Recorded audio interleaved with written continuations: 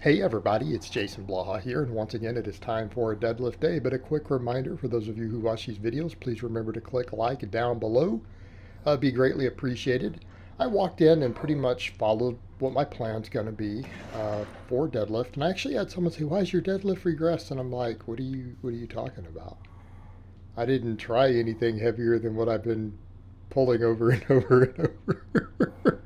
So for those who are unaware, I'm basically probably not going to try to pull more than 605 until first meet coming up, right?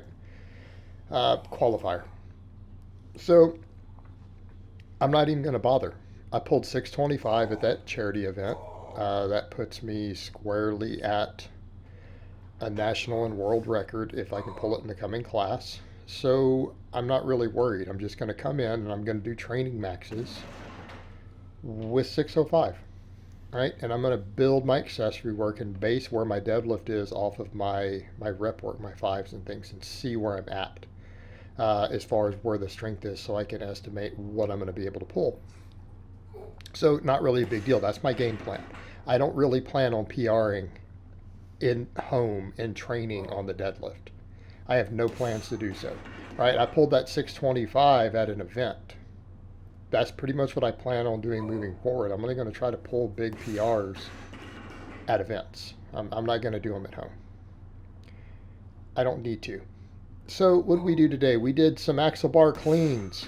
So I realized I was definitely feeling the fatigue. I had fun for the last week and a half running all this ultra high volume. Realizing though I'm cutting, I've got to continue to cut quicker, get the fat loss down. I do need to be able to recover. I'm going to have to reel the volume in just a hair. We're going to stick with pretty much the accessories I've been using and like, that I'm getting a lot out of, but I'm not going to be doing all of them as often because we can only handle so much volume. And today I did less volume than I will on next deadlift day on the accessory lifts, mainly because, again, I was feeling the fatigue mounting up. I'm going to need the weekend to recover a little bit. This was a very, very high volume week. Again, wanted to kind of see where my recovery was. I wanted to push those volumes, see how much hypertrophy I can stimulate in a deficit. And again, I could tell today when I was moving weight and stuff based on bar speeds and stuff, it's catching up. And this is the same thing I do with clients. I can look at bar speeds and things and see what the fatigue is like. That training max, the bar speed alone told me where I'm at. So it's time to reel the volume in a hair, and I knew I was going to have to do that. I knew I was going to have to do that already. And I accepted that before I even trained today. I knew this wasn't going to be ultra high volume day. And when I look at the weekly volumes I did for posterior chain and stuff, I'm good for this week. This is just re-stimulating some of it. 8 good sets for hamstrings and stuff. We count the deadlifts and glute ham raises. So the axle bar cleans, this is the heaviest I've tried to go. Like, those were pretty good on the grip. So I bumped it up a little, went up to 150 for these. And I want to work on these. I really like the axle bar cleans, and I think I'm rotating back. I've been alternating between things like my barbell rows and the axle bar rows. I did a phase of the axle bar rows, and I went over to bent over rows. I really think the fat bar work has done a lot for me.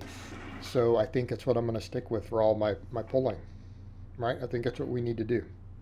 I've used both ways back and forth, and I think that's probably the direction I should go. Sorry guys, I'm burping. I just ate some steak, rice, and broccoli right after I trained. It's making me burp on camera. It's twice I did it. But the cleans went pretty good. I started realizing more and more I'm able to hold them a little better on the way down. I need to quit letting them bounce, because it's with that bar, for some reason it bounces all over the place. If it's even with those training plates. And then it's a pain in the butt to reline up. So I'm trying to somewhat hold on to it on the way down. Trying to hold on to it, but I like the way that went. My grip held up good. Right, my grip held up really good. I'm real happy with that. Notice that 605, I just held the lockout. Felt like the grip was holding strong. Grip, grip, grip. Grip in forearms is going to be important for me.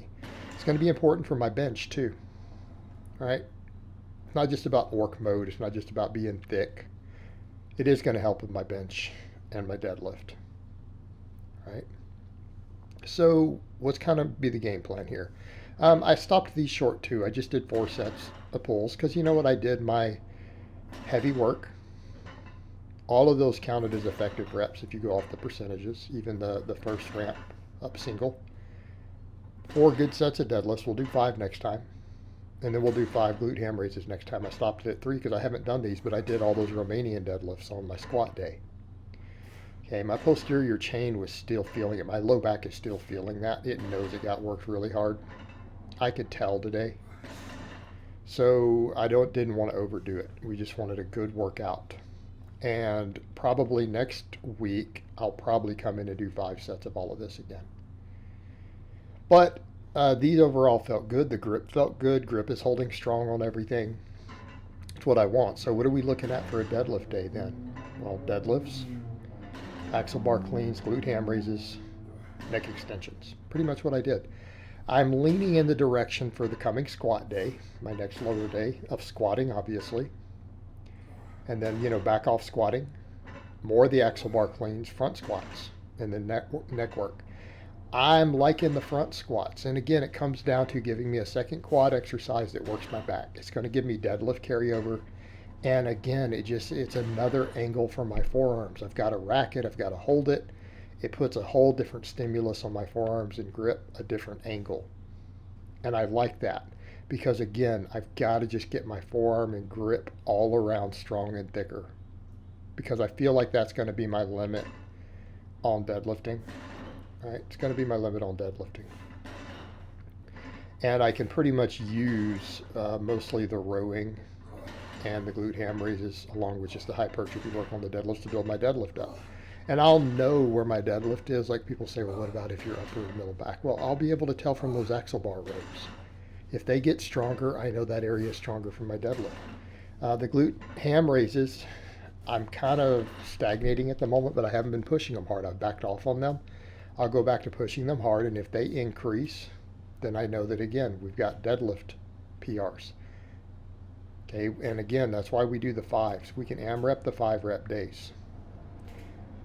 If I get to a point where I can AMREP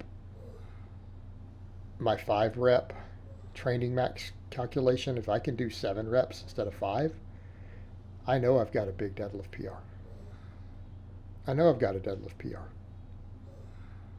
So that's what I can use as my metric. But to be perfectly honest, coming up for comp, I don't have to PR on the deadlift. I don't have to PR on the deadlift to get the placings I want. Okay, it's not necessary. The only reason I'm continuing to build the deadlift is for my total.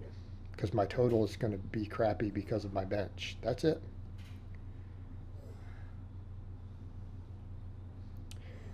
So I'm in a good place with the deadlift. We're in a good place with it, but we're going to keep pushing it up. But my training is going to be a little more bench specialized because my bench is really my weakest lift. We know that. We know that. So it's going to be a little bit of a priority. But, today's training was very much about orc mode, wasn't it? Getting that power look. Because we did those axle bar cleans. Right? And then we did the neck work. So after my 3 sets of glute ham raises, I did my 5x10 neck extensions. So yeah, this is going to look a little bit more split. But, people see this and they don't understand the overlap of muscles. People will see this and be like, so your quads are only getting hit once a week? No, where do you guys get that? Deadlifts build quads. All the cleans can build quads. It should be common knowledge. I would hope people understand that. Same thing, the squatting and the other stuff on those days does build some glute and posterior chain and back. There's overlap, it's just a priority. Right, we're just prioritizing a bit. But the neck extensions build neck and they build upper traps. Right, so people see me doing this and they're thinking, is it just about the neck? No, it's not just about the neck. This builds traps. Okay, this makes it a valid deadlift accessory. Yes, it's good for fighters. Yes, it builds the neck. Yes, in case I decide to get into some fighting sports later or boxing or something, it gives me an advantage to have done this. But it's good for my posture and it's good for my traps, right? And if it's good for traps, it's good for bench and it's good for deadlift. So a lot of my trap work and forearm work that I'm doing is also about bringing up my bench. All right, guys, but that's really all I have to say on that today. I hope it's been informative, and I will talk to you guys next time.